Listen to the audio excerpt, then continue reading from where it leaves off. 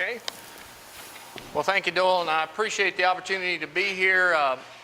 One of the things that you guys, you mentioned the feed there. You said, well, it's not a very good-looking feed.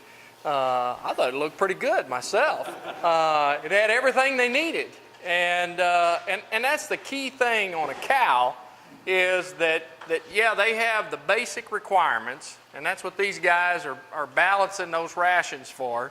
Is we got these ingredients, here's our basic requirements, and we can mix them together and stay within a threshold of what we need. It's the same concept on minerals when we're trying to supplement cows as well. Yeah, there needs to be some palatability and those kind of things, but ruminants are pretty amazing, and my coworkers have a discussion called the amazing ruminant, because they are pretty amazing beasts that we can put some of the stuff in them, and they can utilize the things like Gen Trash and others and do a heck of a job doing it, and so they can convert those. And so today, when we talk about mineral supplementation, you know, really sometimes it's thrown out as being magical, and really it just comes down to just the basics and what the nutrient requirements of the animal are, what's being provided in the diet, in the environmental conditions that they're in, and then we try to balance it out. Here's a key slide, okay? From an animal perspective, animals need, and we're just going to focus on cows today, cows, as far as nutrients, water, they've got to have water. That's our most limiting nutrient. If they don't have water for a short period of time, especially like the past week we've had, they'll die. Okay? The next and most important nutrient that they will need from the standpoint of quality is going to be energy. And when we're trying to plug and figure out how much energy that an animal needs, a cow needs, we look at TDN, or total digestible nutrients.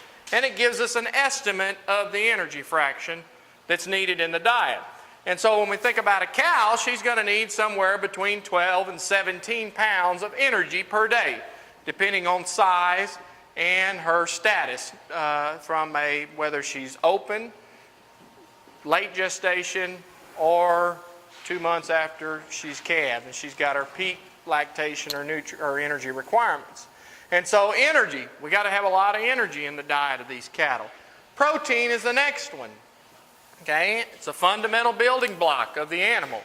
And so from a protein requirement, we're down to, we need somewhere between, on a cow, 1.5 pounds to nearly 3 pounds a day in actual protein requirements.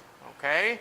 And so protein, again, we're kind of shrinking down the needs that we have. Now, we know that in our cows, when we try to plug in some of these lower quality forages, when that protein level in the diet gets below 7, well, then our intake becomes limited and we begin to limit energy as well. So it is a balance between the two. A lot of energy. Next in line would be our protein. And then we get into our macro minerals. And again, we're shrinking them on down to how much we need in the diet of that particular animal. And our macro minerals are going to be like calcium, phosphorus, magnesium, and sodium. Okay? So we need less and less, and potassium, you throw that in there too, and sulfur. So we need less of them, much less of those minerals per day on our cattle. Okay? Then we shrink it on down even more, and we get into our trace minerals. And there's been a lot of talk on trace minerals over the past 20 years, and those would be our copper and selenium, iodine, and manganese, and so on. And so, from that standpoint, we're getting down to essentially parts per million, very small amounts that's needed on our trace minerals. Okay? Now, even though they've got a very small quantity, they are an extremely important part of the whole mix. And I like to put these building blocks up there, and I see Shell here, and I was supposed to send you this slide, Shell, and I will. But they are. It's important. All of these blocks work together, and whenever you begin to get one that's limited over the others, well, then things begin to fall apart, and the animals don't perform like they should. Okay? And so the overall building blocks Okay? All of those are important. But again, even though something like a trace mineral, if it's very limited in the diet of the animal, or it's not able to be absorbed because of antagonists, then you will have some limits in production, and that's what we'll talk about. Here's some old data. Okay, this mineral supplementation, it goes back to the time when Charlie Bradbury was still in school back in the 30s there. All right, isn't that right, Charlie? Seems like it at times, doesn't it? But this goes back into some old King Ranch study. And I got this from Dr. Dennis Hurd, and I'm sure many of you guys have heard from Dr. Hurd. He's kind of the mineral guru. He was a co-worker of mine there in College Station, beef cattle specialist with AgriLife Extension, or the old Extension Service back then. But this is some of the data from and again, these cattle would have been in range country where we know that the phosphorus levels were really low, and they would have had very little or no supplementation that it would have contributed to that. When I'm talking about supplementation, I'm talking about something like cottonseed meal or cottonseed cake would have added to the phosphorus. So they were just in range country. And so looking at it, by supplementing with 6 pounds per year of phosphorus, calves born went from 64 to 85%, calves weaned up to 81%, cows calving in 2 consecutive years from 30 to 73%. Weaning weight was increased by 69 pounds. Weaning weight per cow exposed, 156 pounds. So pretty darn significant, okay? If you supplement phosphorus in the diet of your cattle today, are you going to see this? No, okay? You're not going to see that big of a dramatic improvement. And the reason is because in our part of the world, in this part of the country, now some of you may come from range country, you're going to have more phosphorus, and we'll talk about that. Okay? Plus, we're feeding commodities and supplementing cows with commodities that have additional phosphorus. Now, Dr. Hurd, he kind of spent a career looking at minerals and focused a lot of time on that from '86 to 2004 when he retired. And was kind of known as one of the mineral gurus, especially on the trace mineral side of things. You got to realize that some of his background, we saw a lot of continental cattle coming into the 80s, the late 70s and 80s during his career. And so what he began to observe and see some challenges among those cattle in general. And so what he started looking at was, looking at trace minerals as they related to both health and reproduction in combination. And what he found was a lot of copper deficiency in the continental breeds as compared to the British and the American breeds. Okay? Now, I'm not saying that in Beefmaster cattle or any of these other American breeds that you cannot have copper deficiencies. But the continental cattle, they have a higher requirement because of absorption factors. Next in line would be the British, and then your American cattle, your Brahman influenced cattle would have the highest sensitivity to copper. And so that's good from the standpoint of you don't have as many copper deficiency related problems in these American cattle. The downside is you can kill them a lot easier by supplying too much of copper. Now, one of the things that typically in the diets of these cattle, we see enough copper. The challenge is that there's copper antagonists. One of the antagonists was sulfur, okay? And what he saw with a lot of his work because of his area was in central and east Texas, we had quite a few coal power plants in the area. Now back then, those coal power plants, before current regulations were put in place, did they release a lot of sulfur into the air? Okay, yes. So then we had a lot of sulfur put back into the environment as well. And then we also utilized a lot of fertilizers, ammonium sulfate and other things. On top of that, we routinely utilized yellow mineral blocks, and yellow mineral blocks had sulfur in them. And so we had a lot of sulfur in the environment and in the feedstuffs of those cattle. And so with that, you begin to see some tie-up of copper in the diets of those animals. Now, today, we probably don't have as much sulfur in some of the forages that we produce. Now, we still typically will have higher sulfur levels. But one of the things that has changed is, due to ethanol, is what commodity do we have highly available? Distillers' grains. Are they a great commodity? Yeah. Do they have some limitations? Yeah. Okay. One of the things is there's sulfur in there. Corn gluten is really high in sulfur too. And so with that, now we've added an additional antagonist to the mix here. So again, we've got to continue to look at that.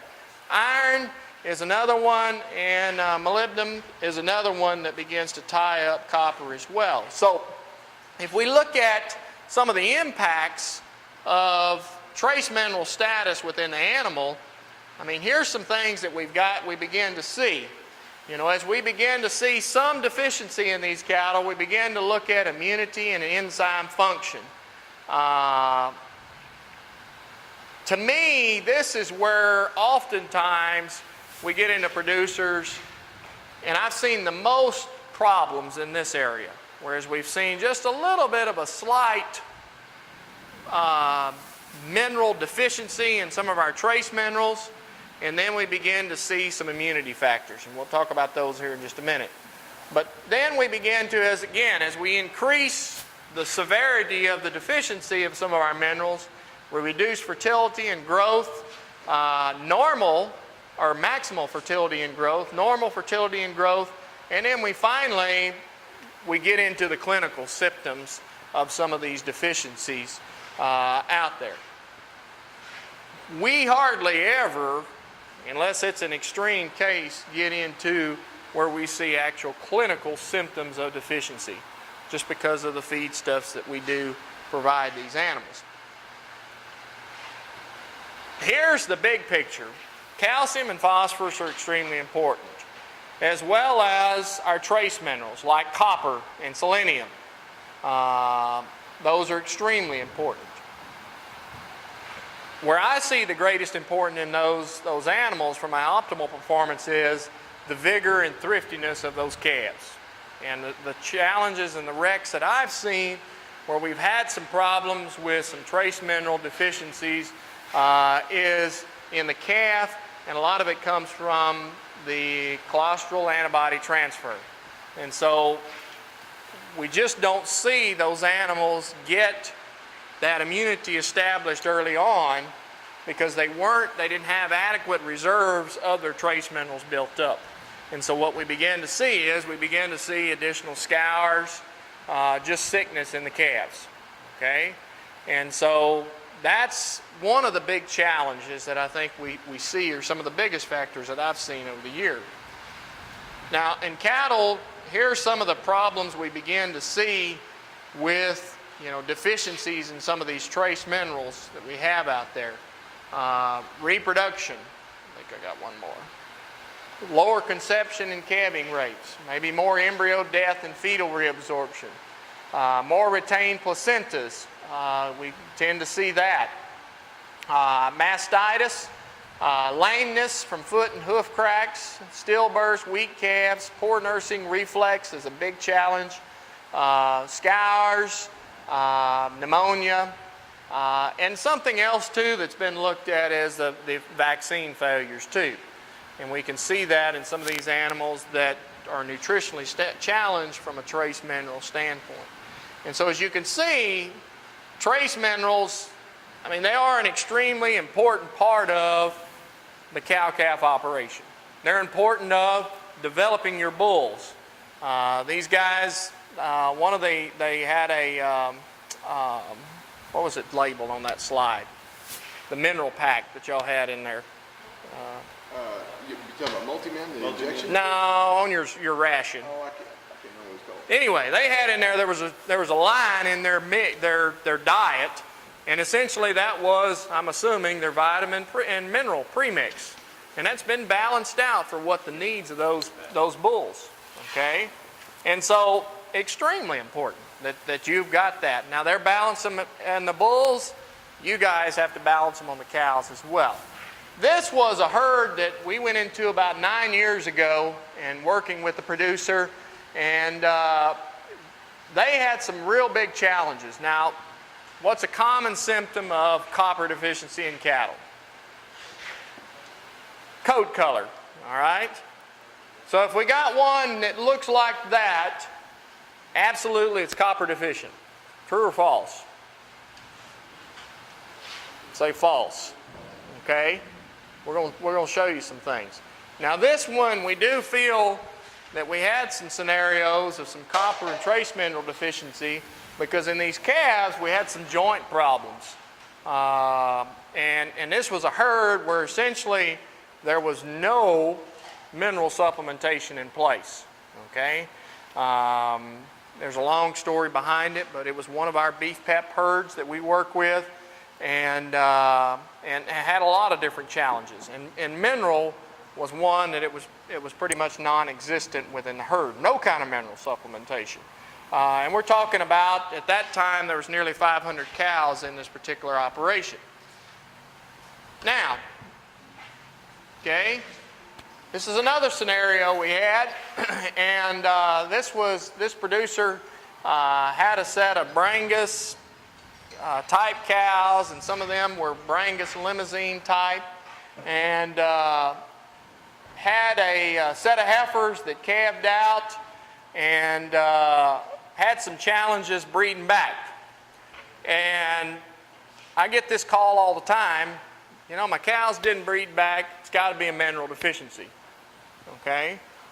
What can you tell me about this picture? Is that a mineral problem? High trough disease. What's out of those nutrients I listed up there, what's the most limiting nutrient that probably caused her not to breed back? Energy. All right? Energy and protein. Okay? So, yeah, maybe you had all the mineral in the world out there, but that's not going to cure that reproductive failure right there. And so, again, that's some of the things that I've encountered over the years, is that, you know, we want to blame everything on minerals, but we got to look at the big picture first. And the big picture is we're talking about energy and we're talking about protein. And then we also have to focus on that. Now, you guys are on the seed stock side of things, and so you're really trying to, you know, push the artificial insemination as well as the embryo transfer type stuff as well. Okay? Again, basic fundamental nutrition is how you get acceptable rates, whether you're artificial insemination or natural or utilizing embryo transfer. And in this scenario here with this particular cow, you know, it wouldn't have mattered how good a high quality mineral you had out there. Her problem was high trough disease. I mean, there was not enough protein and energy into the diet. Here's another heifer, okay? And I apologize that I utilize Brangus pictures, but it's harder to tell on these red cattle what I'm trying to explain right here. And you guys don't have any kind of problems. So I couldn't find any pictures of beef nasty. This is a Brangus heifer here, and you can see here she's got some goldish coat color right there. You know, she's got to be copper deficient, right?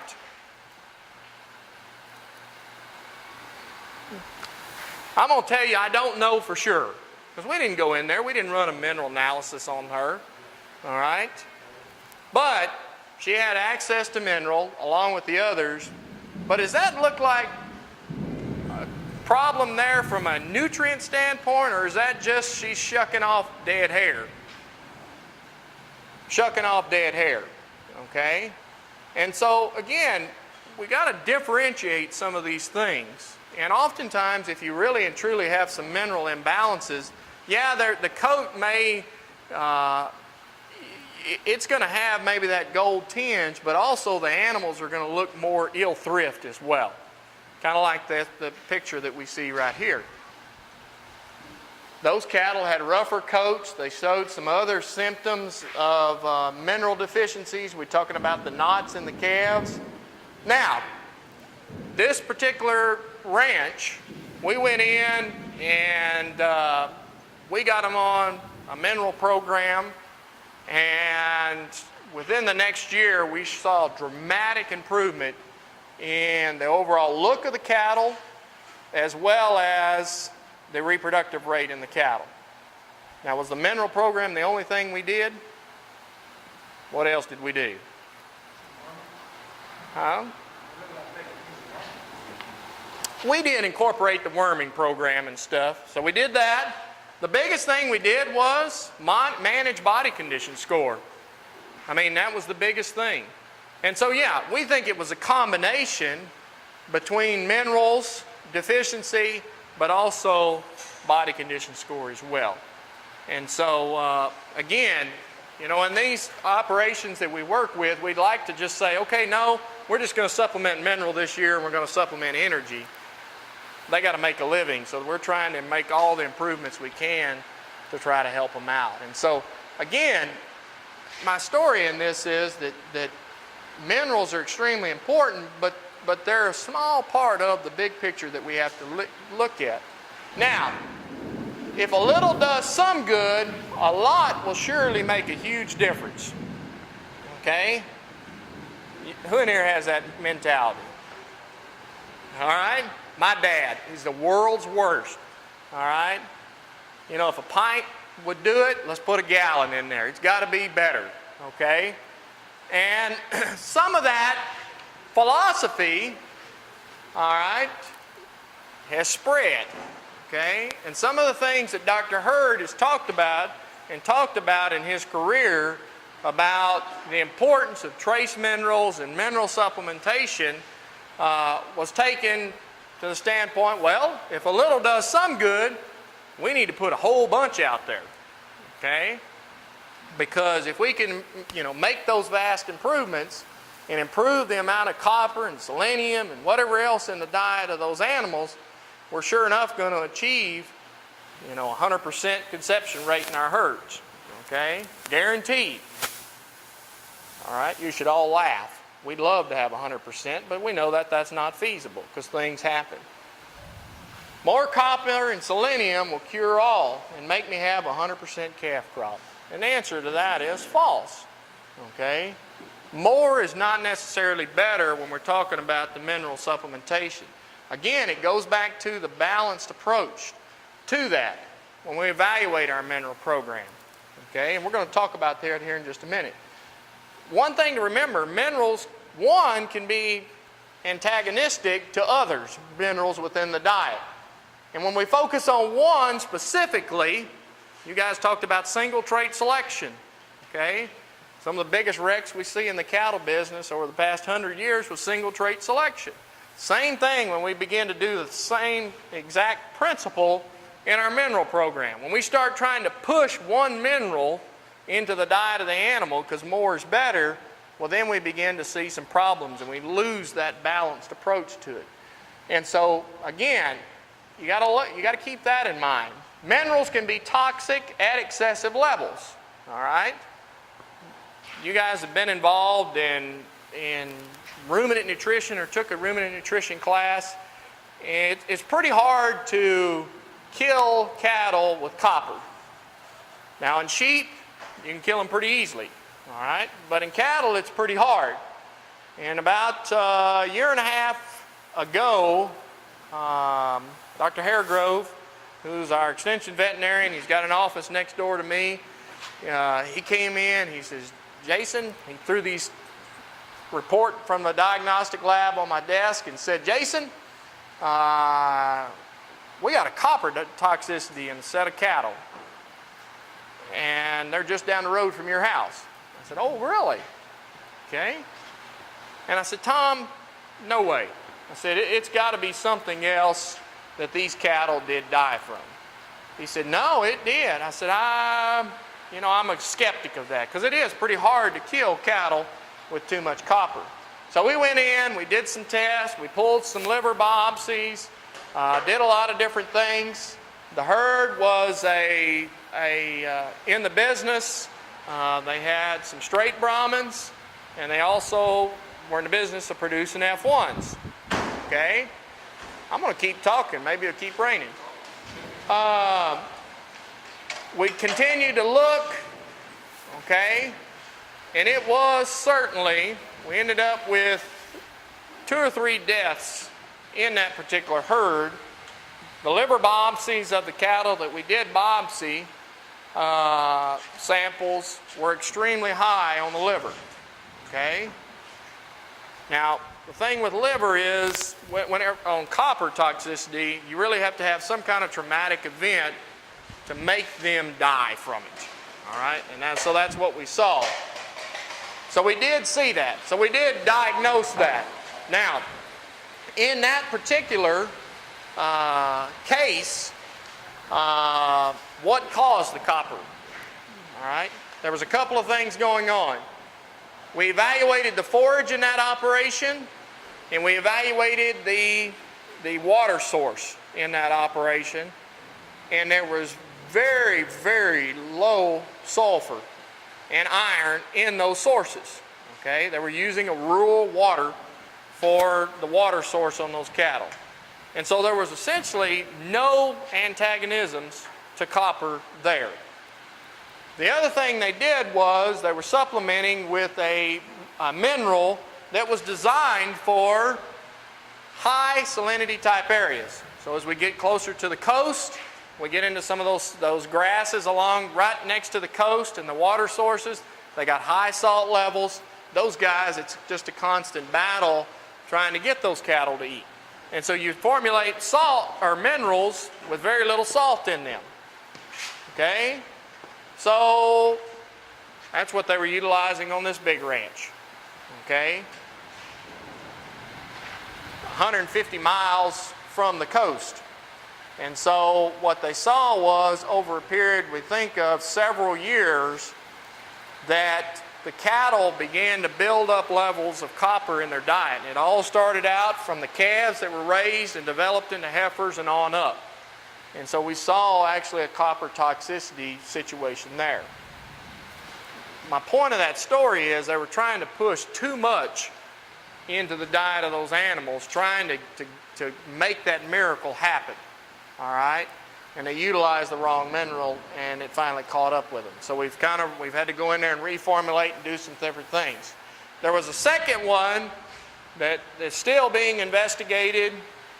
We do know it was a high copper that most likely killed the animals there. Those were actually half-blood, so they're F1 Brahman Hereford cattle.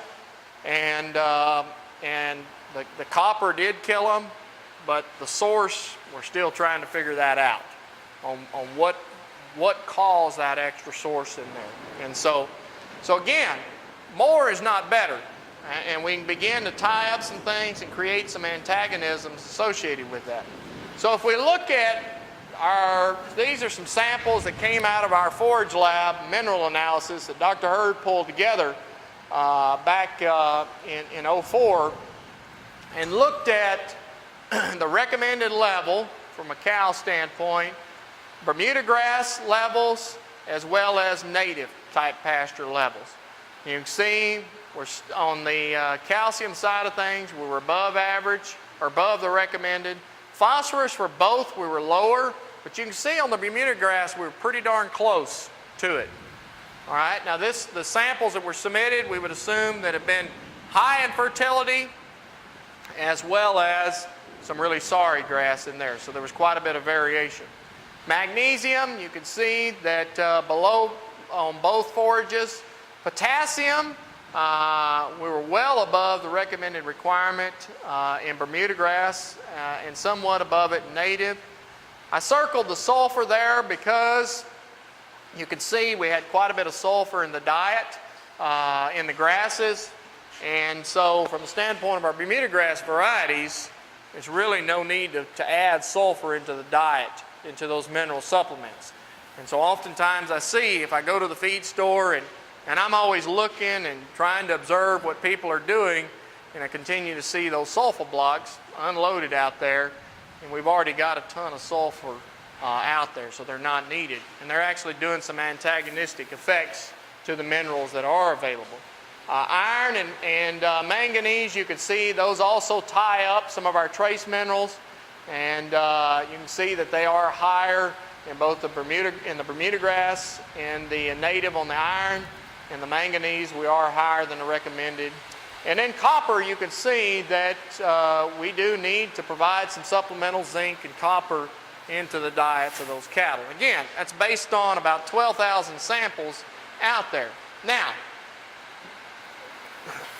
oftentimes if I'm making recommendations to producers, I'm trying to hit in the middle. So if you really want to tailor your mineral program to your operation, you really need to pull forward samples and do mineral analysis on them to figure out exactly what you've got. And then you can go in and what mineral you have. It may be a scenario where if you've got high quality, very well fertilized forages, calcium, phosphorus, potash, magnesium, your macro minerals may not need to be supplemented. You may just need to provide salt out there for them. Oftentimes in our forages, we probably recommend keeping out a 15% calcium, 6% phosphorus. Native pasture or non-fertilized, low quality, improved pastures, usually a 12-12 mineral. Grass tetany protection, certainly a higher magnesium. And we're talking about that as we move into some of these winter, lush growing winter forages as well. Again, the question is, are our forages the only source of phosphorus? Okay? And the answer is no, because we're providing cubes to these cattle. And I pulled up a couple of manufacturer cubes, and they're going to be like 0.7% phosphorus. And so our licks, whatever supplement you're utilizing on your ranch, most likely has some phosphorus in it. Same thing, I put a picture of some distiller's grain and corn up there. It's got additional phosphorus in it, okay? Cattle receiving a protein and energy supplement containing phosphorus likely, will not need the old standby 12-12. The thought behind the 12-12 is, I kind of cover my bases, all right? Okay?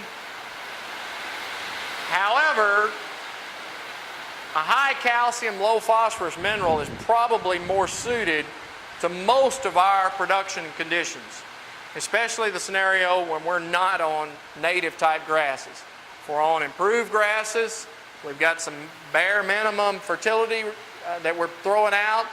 If we're feeding hay that's been fertilized, if we're supplementing cattle with some kind of protein and energy supplement that has some phosphorus in it, we can get away with a high calcium, lower phosphorus mineral, okay? And going with something like a 3-to-1. A common one is like a 15-5, 15-6 type mineral, okay? Now, the advantage to that is, oftentimes, if we've got a lot of phosphorus in the environment of these cattle, in the forages and supplements, what happens to their consumption on like a 12-12 mineral? Do they consume it? No, it goes down. And so we don't get the consumption of the trace minerals that we'd like to have. And so what we can do is if you switch to a 15-5, 15-6 type mineral, your consumption is going to be a whole lot more what it's supposed to be, okay? The other advantage is from the standpoint of cost. What has the cost of phosphorus done in the past 7 years? It's gone through the roof, okay? I priced some mineral, just did a commercial company right before I came here this morning. And there was $5.55 difference between a 12-12 versus a 15-6 mineral.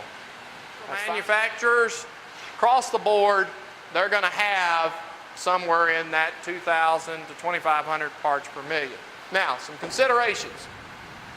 One, if cattle are deficient and you haven't been doing a good job with keeping mineral out, they're probably over about a 2-week period, they're going to consume more than what they should. And I've got producers on that where we've looked at and tried to get mineral back where it should be and make adjustments. And they call me and they say, my gosh, it's going to cost me a fortune to supplement my cattle with mineral. because they do overconsume.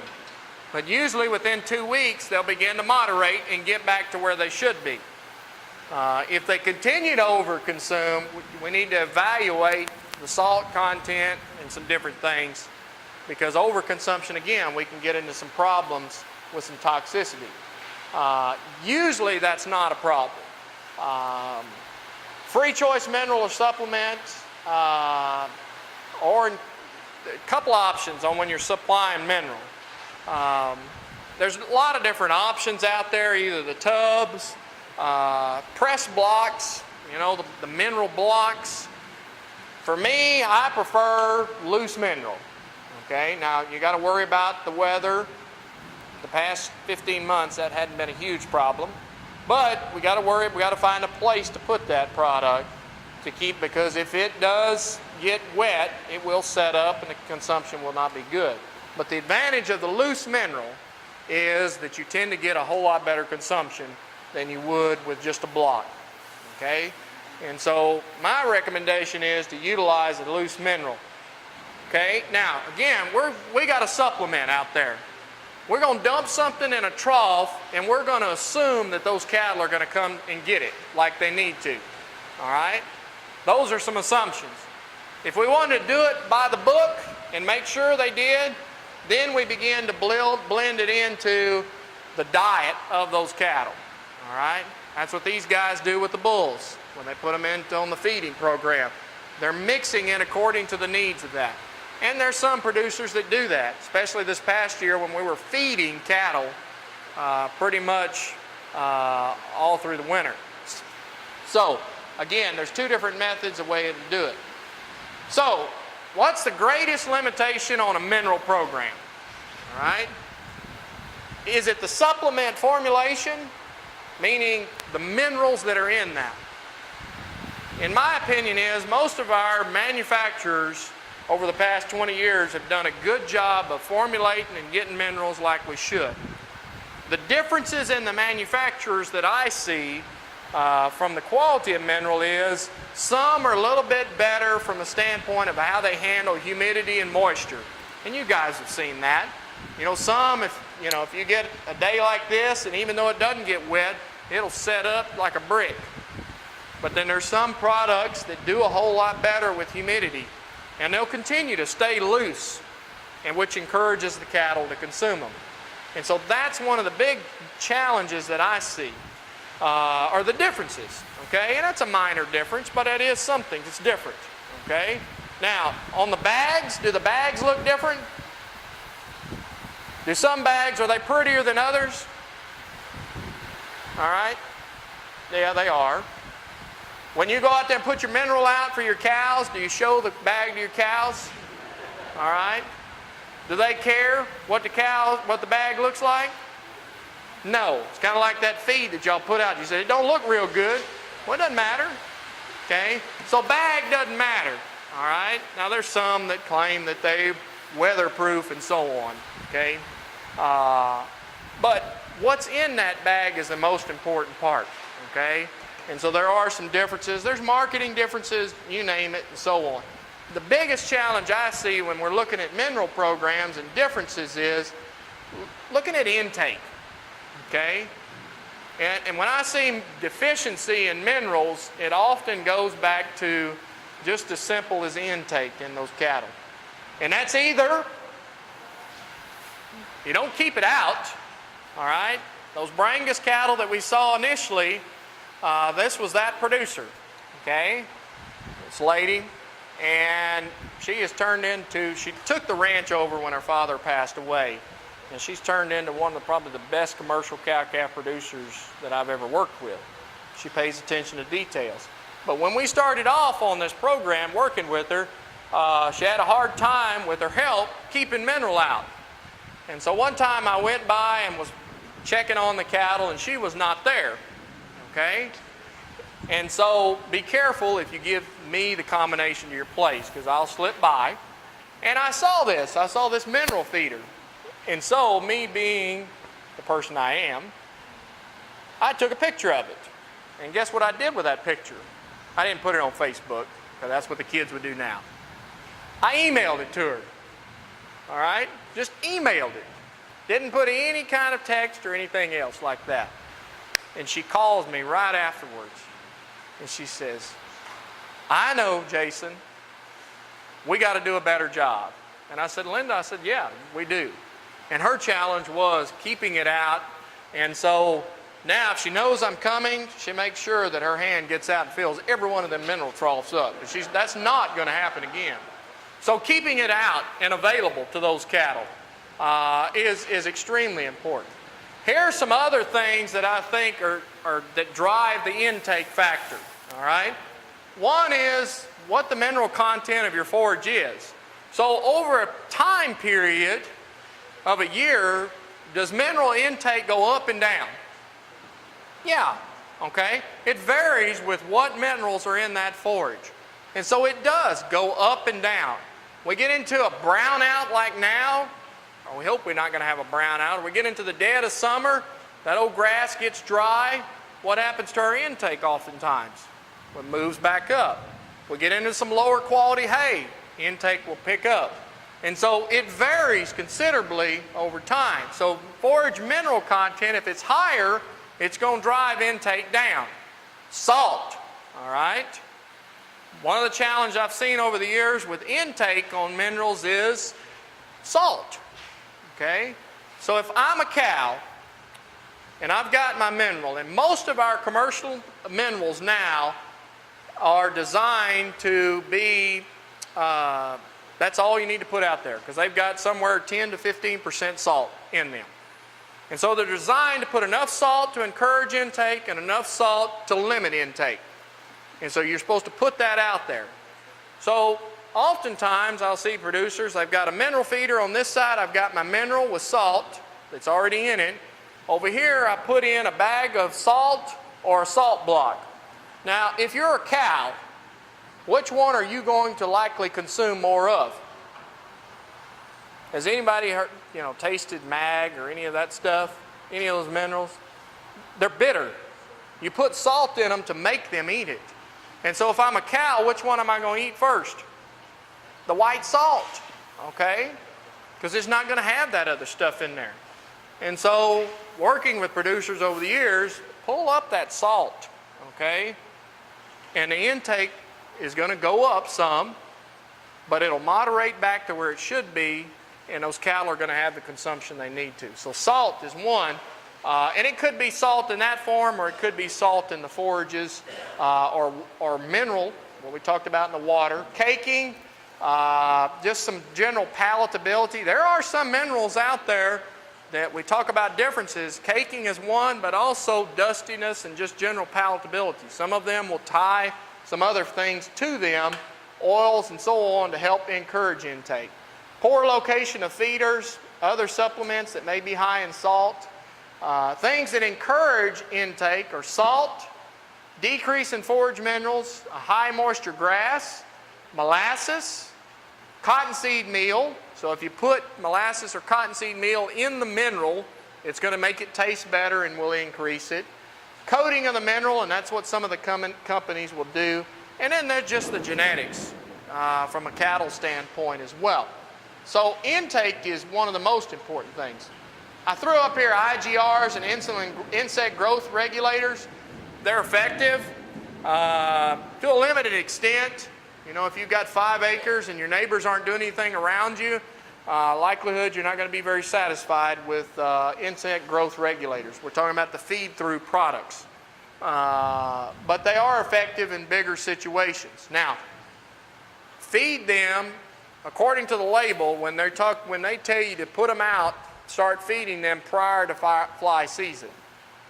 But you don't have to feed them year-round, and they do jump up the price of that mineral. So again, if you're going to utilize them responsibly. The last thing we'll talk about is the Beef Cattle Short Course, and I appreciate y'all plugging that for me, but it's August 6th through the 8th. The Beefmaster Association, as well as Nolan Ryan Beef, have been longtime supporters of our program, and we certainly appreciate the support and the history of support that they provided for us and helped us make it to what the event it is today. It's August 6th through the 8th. We cover a lot of different things at the short course. We'll have 20 different concurrent sessions going on throughout the 2.5 days. We feed you well.